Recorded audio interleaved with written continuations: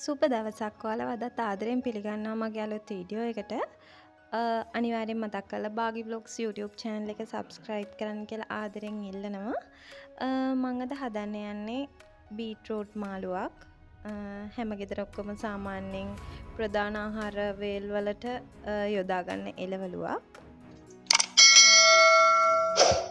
මම මෙතනදී අරගෙන තියෙනවා ග්‍රෑම් 250ක් වගේ බීට් අල දෙකක්. අපි බලමු මේක සුද්ධ කරගන්න විදිහ. මේක සාමාන්‍යයෙන් කැරට් සුද්ධ කරන එකනොත් සුද්ධ කරන්න පුළුවන්. මම නම් සාමාන්‍යයෙන් මේ ලෙල්ල ටිකක් ඝනකමට අයින් කරලා දානවා. ඒක නිසා මම පිහියෙන් තමයි සුද්ධ කරන්නේ. මේ විදිහට මම අල දෙකම සුද්ධ කරගන්නවා. බීට් කියන්නේ ගොඩාක් ගුණ කෑමක්. ගොඩක් රසයි මේක යූහම රතුබත් උනත් සුදුබත් උනත් බීට් මාළුවක් තිබ්බහම හරිම රසට කන්න පුළුවන්. මේ විදිහට මම සුද්ධ කරගෙන ඉවරයි. අපි බලමු මේකට තව මොනවද ඕන වෙන්නේ කියලා.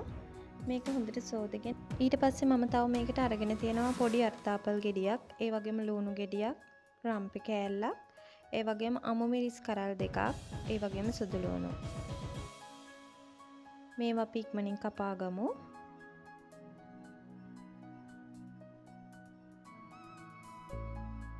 සුදු ලුණුත් මේ විදිහට තලලා කපා ගන්න.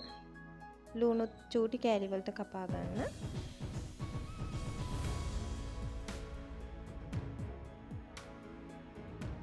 අනිවාර්යෙන් මේ රෙසිපි එක ඔයගොල්ලෝ try කරලා බලන්න ඕනේ. මොකද ඕනම මේ වේලකට බීට් මාළුවක් තියෙන එක නම් හරිම වැදගත්. මේ වගේ චූටි කෑලි වලට මේ බලන්න ඉරුටු කෑලි size වගේ චූටිම කෑලි වලට තමයි මම මේක කපා ගත්තේ. මෙන්න මේ වගේ. මම බීට් අල දෙකම කපාගෙන ඉවරයි. මේක හදන ක්‍රමේ චුට්ටක් අද වෙනස්. හරිම රසයි. මම ඒකයි මේ ක්‍රමේ අද ඔයාලට පෙන්වන්න ගෙනාවේ.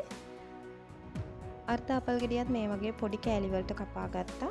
ඒ වගේම මම දැන් මේකට දානවා ලුණු, ඒ වගේම කුරුඳු කුඩු, ඒ වගේම තුන පහ, ඊට පස්සේ කහ. මේ ටික දාලා හොඳට අතින් අනා ගන්න මේක.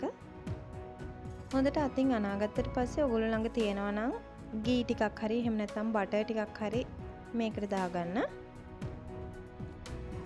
ඊට පස්සේ අපි වළඳක් ලිපේ තියාගමු. මේකට මැටි ඇතිලියක් ගන්නවා නම් ගොඩක් හොඳයි. මැටි වලන් වල කෑම හදනකොට හරිම රසයි. තෙල් ටිකක් ලිපේ තියාගෙන අපි මුලින් මේ කපාගත්ත දේවල් ටික තෙම්පරාදු කරගමු. මේ වගේ හොඳට බැදෙනකම් කවලම් කරගන්න. ඊට පස්සේ අපි බීට් ටික ඒකට දාන්න හදන්නේ. මුලින් බටර් කෑල්ල මෙල්ට් වෙනකම් දාලා චුට්ටක් කවලම් කරලා ඊට පස්සේ ඔක්කොම කපාගත්ත බීට් ටික දාගන්න. වතුරවත් පොල් කිරිවත් අපි මේකට පාවිච්චි කරන්නේ නැහැ මුලින් තැම්බෙනකම්.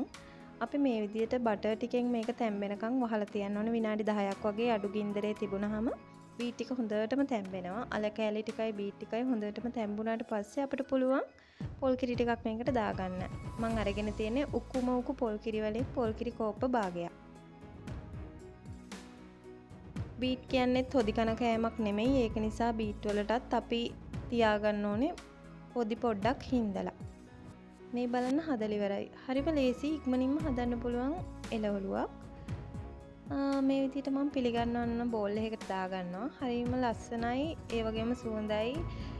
මම මේක රතුබත් එක්ක තමයි කෑවේ. හරිම රහට තිබුණා. ඔයගොල්ලෝ අනිවාර්යෙන් try කරලා බලන්න. මගේ වීඩියෝ එකට කැමති නම්